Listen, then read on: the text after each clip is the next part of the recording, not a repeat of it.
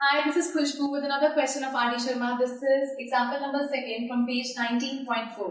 This says the ratio between the curved surface area and total surface area of a right circular cylinder is 1:2.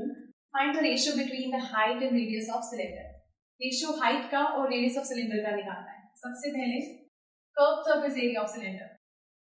Curved surface area of cylinder का ratio हमें given है किसके साथ with the total surface area of cylinder.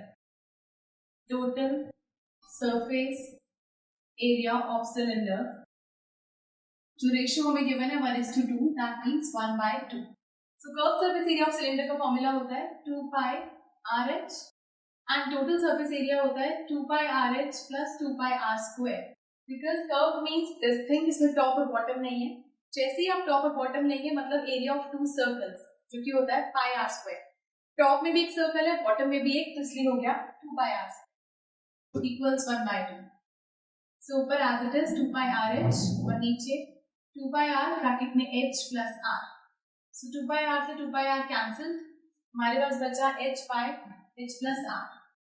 So h by h plus r equal है 1/2 के. इसे cross multiply करेंगे सो ये बनेगा 2h, ये 2 इससे मल्टीप्लाई हो गया और h प्लस r 1 से होगा तो आएगा h प्लस r.